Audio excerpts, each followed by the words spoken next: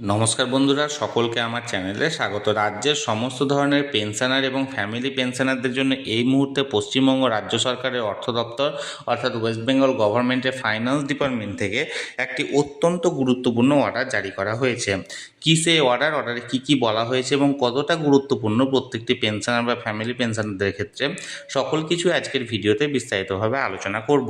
ভিডিওটি সমস্ত পেনশনার বা ফ্যামিলি পেনশনারদের জন্য অত্যন্ত গুরুত্বপূর্ণ, তাই প্রথম থেকে শেষ পর্যন্ত অবশ্যই ধৈর্য সহকারে দেখবেন এবং ভালো লেগে থাকলে অবশ্যই একটি লাইক করবেন এবং সকলের সঙ্গে শেয়ার করবেন।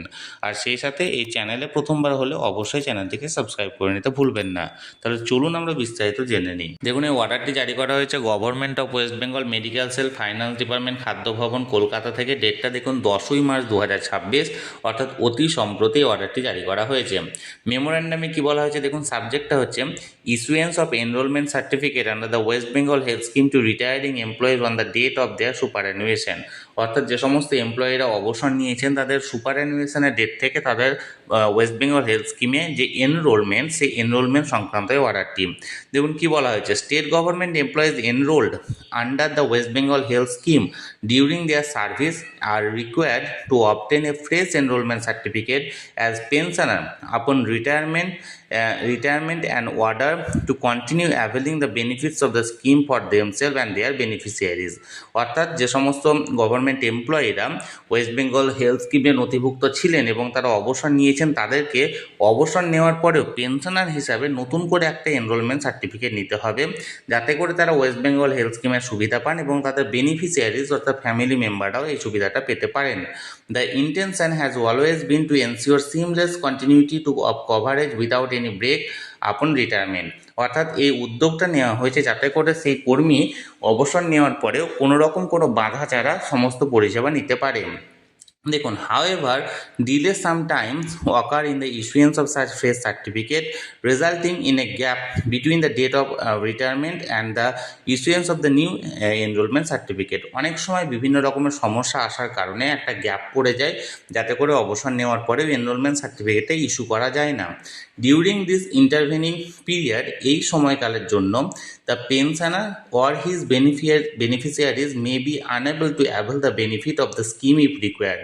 যদি এই সময়টা অর্থাৎ এই গ্যাপ সময়ের মধ্যে সে পেনশনার বা তার বেনিফিশিয়ারিজরা অর্থাৎ ফ্যামিলি মেম্বারদের কোনো প্রয়োজন পড়ে মেডিকেল সার্ভিস নেওয়ার জন্য, তাহলে সেখানে সে মেডিকেল সার্ভিসটা পেতে তারা সমর্থ হয় না বা পান না, thereby causing financial hardship of them, এবং এর ফলে তাদেরকে ফাইন্যান্সিয়াল খরচা করে সে সার্ভিসটা নিতে হয়, অর্থাৎ মানে খরচা করে, ব্যক্তিগত খরচা করে সে সার্ভিসগুলো নিতে হয়। The matter has been under consideration of the government of some time past. এবং এই বিষয়টা গভর্নমেন্টের আন্ডারে ছিল এবং বিভিন্ন সময় ধরে এটা খতিয়ে দেখা হচ্ছিল। আফটার কেয়ারফুলি কনসিডারেশন, সমস্ত কিছু বিচার বিবেচনা করে, the governor is pleased two order that henceforth the pension sanction authority অর্থাৎ PSA shall issue the enrollment certificate under WBHS to the retiring employee on the date of their superannuation। এবং সমস্ত দিক বিচার বিবেচনা করে এবার থেকে পেনশন স্যাংশন অথরিটি অর্থাৎ PSA ডিপার্টমেন্ট একটা এনরোলমেন্ট সার্টিফিকেট দেবে ওয়েস্ট বেঙ্গল হেলথ স্কিমের আন্ডারে, যে ডেটে সেই এমপ্লয়ি অবসর নেবেন অর্থাৎ সুপার অ্যানুয়েশনের ডেটে তাকে সেই এনরোলমেন্ট সার্টিফিকেটটা প্রদান করা হবে। So as to ensure uninterrupted coverage under the scheme, যাতে করে কোনো রকম কোনো বাধা ছাড়া সেই স্কিমের সুবিধা লাভ করতে পারে সেই এমপ্লয়িটা। Unless the concern employees opt out for the scheme, যদি না সেই এমপ্লয়ি নিজে থেকে সেই স্কিম থেকে বেরিয়ে আসে। In order to streamline the process, এই অর্ডারটি মানে পালন করার জন্য ওয়াল পেনশন স্যাংশন অথরিটিজ অর্থাৎ PSA আর requested to initiate the process the enrolment of retiring employees preferably 1 month prior to the date of superannuation. এবং এই কারণের জন্য 1 মাস আগে থেকে এবার থেকে সমস্ত রিটায়ারিং এমপ্লয়িজকে সময় দেওয়া হবে, যাতে করে তারা এই প্রসেসটা মানে কমপ্লিট করতে পারে। Based on their option exercise by the employee at the time of submission of the pension application, যখন তারা পেনশন অ্যাপ্লিকেশন করবেন তখন থেকে তাদেরকে এই প্রসেসে নিজেদেরকে অ্যাপ্লিকেশন করতে হবে। necessary modification in the West Bengal Health Scheme portal are being carried out accordingly এবং এই কারণের জন্য ওয়েস্ট বেঙ্গল হেলথ স্কিমের পোর্টালে বিভিন্ন রকমের পরিবর্তন করা হয়েছে।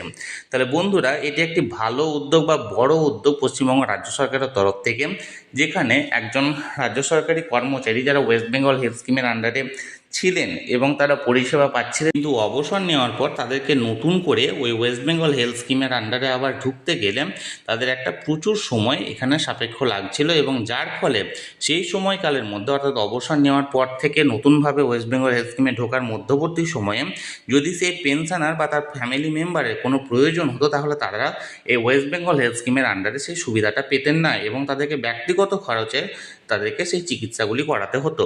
এবার থেকে সেই উদ্যোগটা নেওয়া হয়েছে গভর্নরের তরফ থেকে, যাতে করে সেই এমপ্লয়ি নিজের যখন রিটায়ারমেন্ট থাকবে, রিটায়ারমেন্টের অ্যাপ্লিকেশান জমা করবে, তখনই তাদেরকে সেই পেনশন স্যাংশন অথরিটিতে নিজেদের ওয়েস্ট বেঙ্গল হেলথ স্কিমের এনরোলমেন্ট সার্টিফিকেটের জন্য অ্যাপ্লাই করতে হবে, এবং রিটায়ারমেন্টের ডেট থেকেই অর্থাৎ সুপারঅ্যানুয়েশনের ডেট থেকে তারা কিন্তু এই ওয়েস্ট বেঙ্গল হেলথ স্কিমের আন্ডারে যে এনরোলমেন্ট সার্টিফিকেট সেটা তারা পেয়ে যাবেন। এবং এর ফলে কি উপকৃত হবেন তাদেরকে আর কোনোভাবে আনইন্টারাপ্টেড সার্ভিস তারা পাবেন, অর্থাৎ কোনোভাবে তাদেরকে আর অপেক্ষা করতে হবে না ওয়েস্ট বেঙ্গল হেলথ স্কিমের সুবিধা পাওয়ার জন্য। তাহলে বন্ধুরা, এটি একটি অত্যন্ত বড় উদ্যোগ যেটি পেনশনারদের জন্য চালু করা হয়েছে। এই ব্যাপারটা আমি বিস্তারিত জানানোর চেষ্টা করলাম। আপনাদের যদি এই বিষয়ে কোনো কিছু প্রশ্ন থাকে বা কিছু জানার থাকে, অবশ্যই কমেন্ট করুন। আমি চেষ্টা করব আপনাদের সকলের প্রশ্নের যথাযথ উত্তর দেওয়ার। আর ভিডিওটি ভালো লেগে থাকলে অবশ্যই একটি লাইক করুন এবং সকলের সঙ্গে শেয়ার করুন। আর সেই সাথে এই চ্যানেলে যদি প্রথমবার হয়ে থাকেন এই রকমের ইনফরমেটিভ ভিডিও আরও দেখার জন্য, যারা এখনও পর্যন্ত চ্যানেলটিকে সাবস্ক্রাইব করেননি তারা অবশ্যই চ্যানেলটিকে সাবস্ক্রাইব করে রাখুন। ধন্যবাদ, দেখা হচ্ছে পরের ভিডিওতে।